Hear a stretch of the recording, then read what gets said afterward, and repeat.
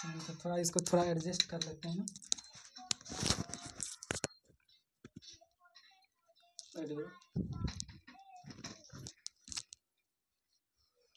तो आज अपना लोग पढ़ेंगे क्लास 10th का केमिस्ट्री। क्या पढ़ेंगे? क्लास 10th का केमिस्ट्री। उसका फर्स्ट चैप्टर है रासायनिक अभिक्रिया एवं समीकरण। क्या पढ़ना है?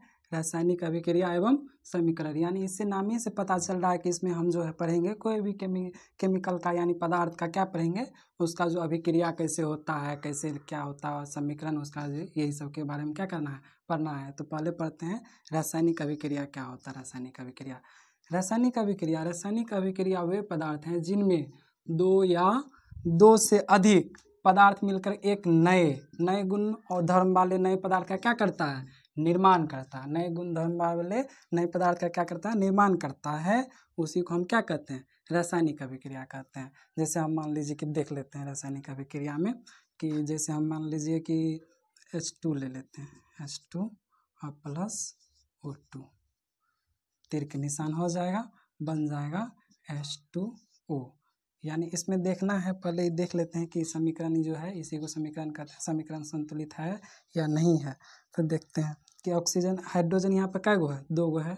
यहाँ पर हाइड्रोजन कै गो है, 2 गो है। लेकिन ऑक्सीजन यहाँ पर 2 गो है, यहाँ पर क्या है, 1 है। यानी इसको हमको संतुलित करेंगे। तो पहले संतुलित करना है तो यहाँ पर हम दे देते हैं, मान लीजिए ऑक्सीजन 2 गो है तो ऑक्सीजन को 2 गो बनाना है तो यहाँ पर दे देंगे 2।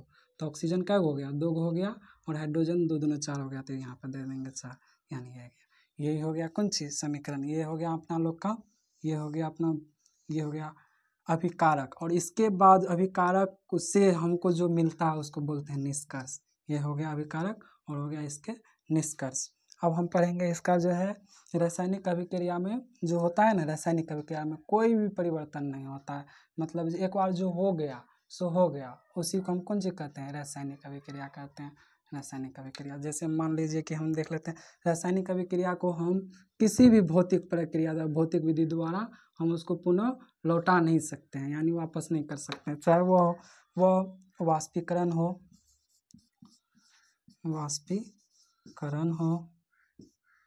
चाहे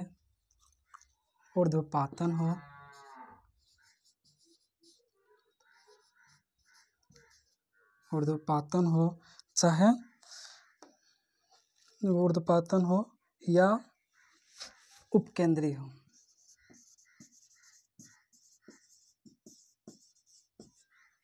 किसी भी प्रक्रिया द्वारा हम इसको क्या कर सकते हैं, वापस नहीं ला सकते हैं। ऐसी प्रक्रिया को कौन सी कहते हैं, रासायनिक अभिक्रिया कहते हैं।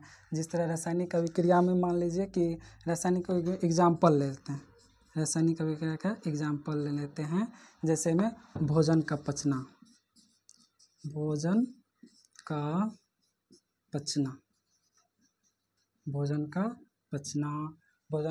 हो गया। उसके बाद भोजन का पचना हो गया, दूध से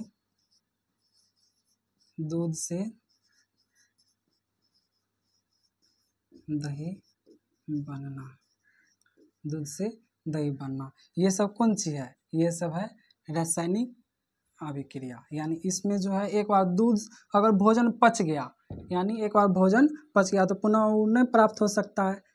और दूध से एक बार दही बन गया तो पुनः वह दही से दूध क्या हो सकता है, नहीं बन सकता है। तो इसी प्रक्रिया को कौन सी कहते हैं, रासायनिक अभिक्रिया करते हैं। देखिए रासायनिक अभिक्रिया के दौरान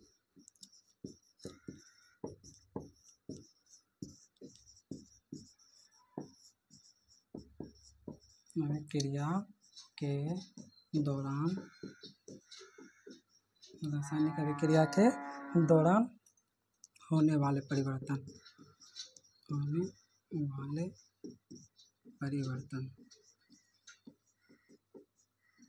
रासायनिक अभिक्रिया में जो होता है क्या क्या सब परिवर्तन होता है उस सब के बारे में पढ़ेंगे। तो पहला हो जाएगा अवस्था में परिवर्तन। पहला क्या हो जाएगा, अवस्था में परिवर्तन। पहला हो जाएगा अवस्था में परिवर्तन। दूसरा हो जाएगा रंग में परिवर्तन।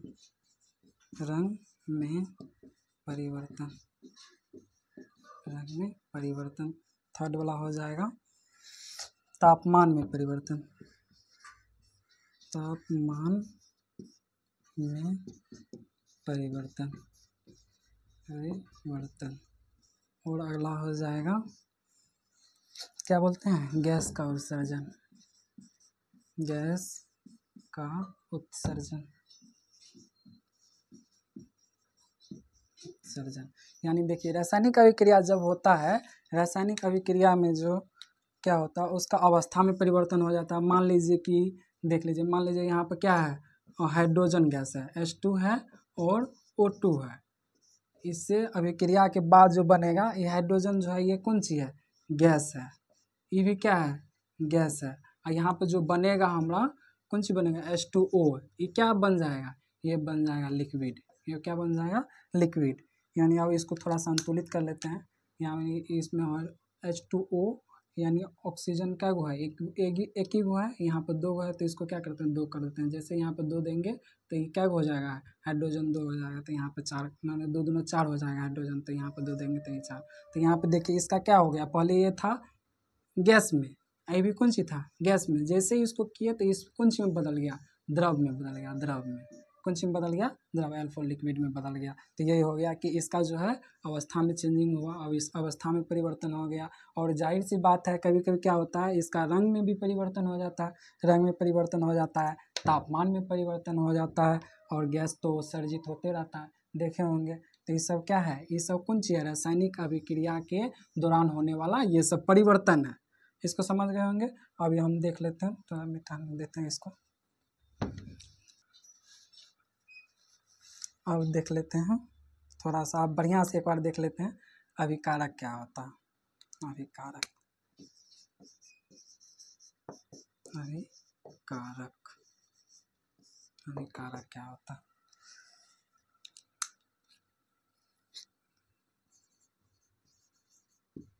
अभिकारक, अभिकारक वैसे पदार्थ को कहते हैं, पदार्थ को कहते हैं जो रासायनिक अभिक्रिया में, जो रासायनिक अभिक्रिया में भाग लेते हैं, उसको क्या कहते हैं, उसको कहते हैं अभिकारक। क्या कहते हैं, अभिकारक कहते हैं। उसके बाद देख लेते हैं निष्कर्ष, ये हो गया अभिकारक। उसके बाद हो जाता है निष्कर्ष या उत्पाद।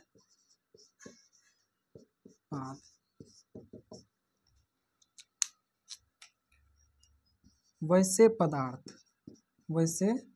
पदार्थ जो रासायनिक अभिक्रिया के, रासायनिक अभिक्रिया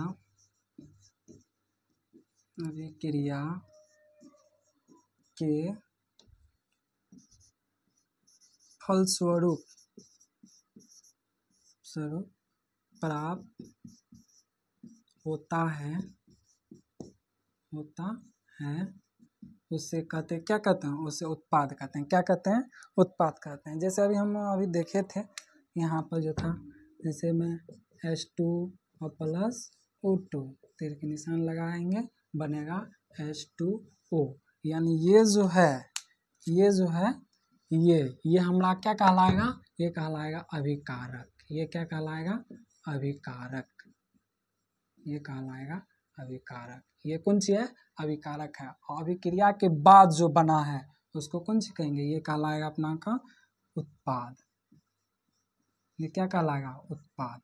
समझे, वही है कि जैसे कि मान लीजिए कि अपना लोग को चावल बनाना है, चावल बनाने में क्या करते हैं कि चावल को बनाते हैं, चावल को बनाने के बाद, गर्म करने के बाद जो बनेगा, जैसे भात बनता है, तो चावल से जो भात बना है तो भात क्या कहलाएगा, भात कहलाएगा उत्पाद। और चावल जो है कच्चा चावल, उसको हम क्या कहेंगे, वो हो गया अभिकारक। ये था कौन सी, ये था अभिकारक और उत्पाद। इसको समझ गए होंगे। अब चलते हैं अपना लोग रासायनिक समीकरण किसको कहते हैं, समझ लेते हैं।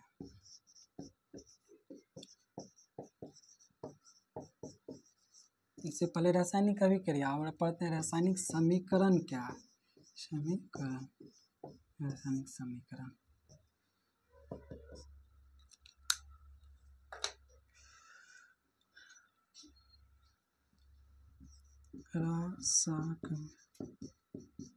रासायनिक अभिक्रिया रासायनिक अभिक्रिया को रासायनिक अभिक्रिया को रासायनिक समीकरण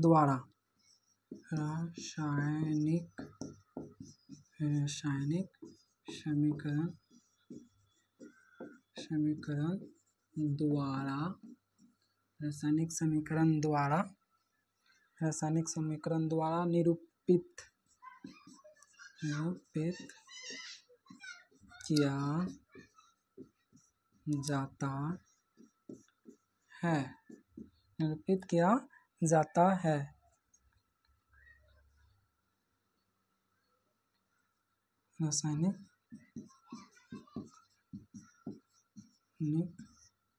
रासायनिक समीकरण के अभिकारक और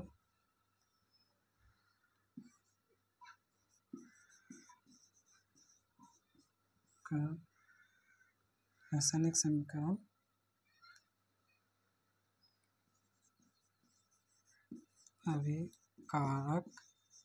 अभिकारक और उत्पाद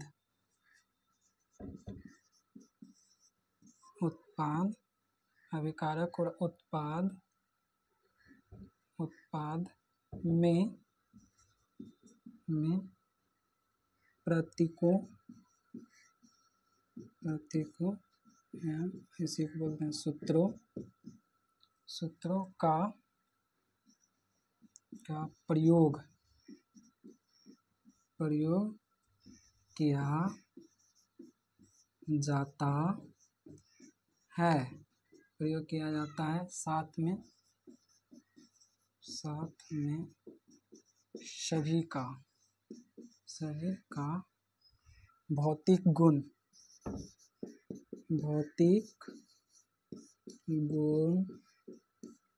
को भी दर्शाया जाता है।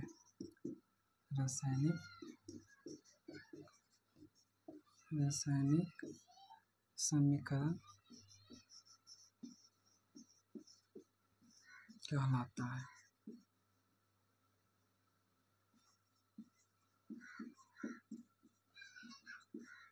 देखिए, रासायनिक समीकरण किसको कहते हैं? रासायनिक अभिक्रिया जो होता है, जितना भी रासायनिक अभिक्रिया होता है, रासायनिक अभिक्रिया को एक समीकरण से दर्शाया जाता है। समीकरण, कौन समीकरण? रासायनिक समीकरण के द्वारा उसको दर्शाया जाता है। दर्शाने के बाद उसमें जो है रासायनिक अभिक्रिया में लिया था, जैसे भाग लिया था अभिकारक और प्रतिफल, दोनों को एक प्रतीक के द्वारा, एक सूत्र के द्वारा उसको क्या किया है? दिखाया जाता है। और उसमें साथ ही साथ उसके साथ में उसके भौतिक गुण को भी क्या किया जाता है? दर्शाया जाता है। इस प्रकार की अभिक्रिया, इस प्रकार के समीकरण को कौन सी कहते हैं? रासायनिक समीकरण कहते हैं। जिस तरह हम देख लेते हैं रासायनिक समीकरण में थोड़ा सा, जिस तरह मान लीजिए अपना लोग का है कि मैग्नीशियम, मान लीजिए यहाँ पर लिख देते हैं मैग्नीशियम, जैसे है एग्जाम्पल में मैग्नीशियम रिबन को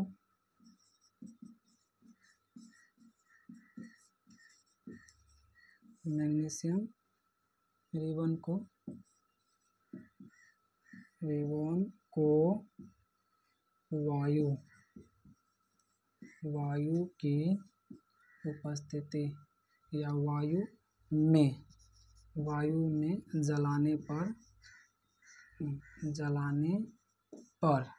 जलाने पर मैग्नीशियम ऑक्साइड बनता है।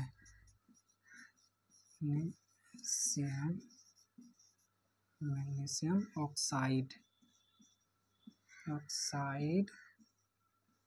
बनता है। ये क्या हो गया? ये हो गया अपना लोग का अभिकारक। अब इसको हम एक समीकरण के द्वारा क्या करेंगे? दर्शाएंगे। तो समीकरण के द्वारा दर्शाएंगे जो इस प्रकार से है। देखिए जैसे mg हो गया, mg को किसके उपस्थिति में, वायु को उपस्थिति में क्या करेंगे, जलाएंगे तो क्या बनेगा, MgO।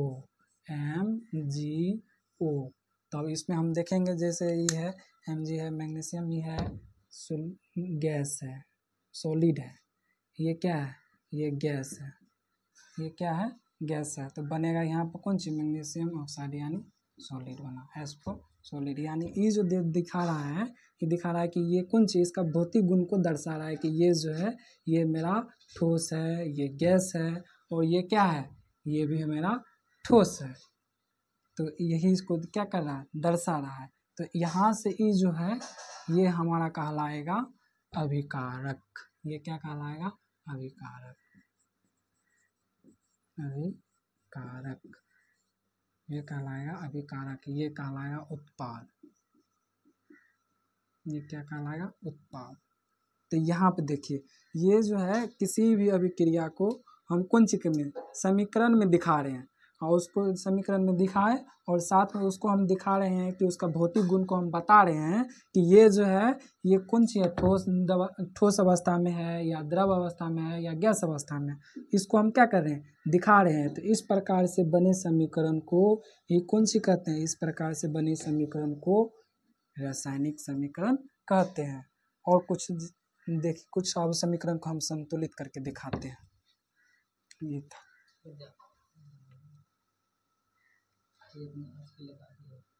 तो अगले दिन हम पढ़ेंगे समीकरण के बारे में। समीकरण को कुछ समीकरण लेंगे और उसको समीकरण को संतुलित करने के लिए क्या करेंगे, सीखेंगे संतुलित करने के लिए।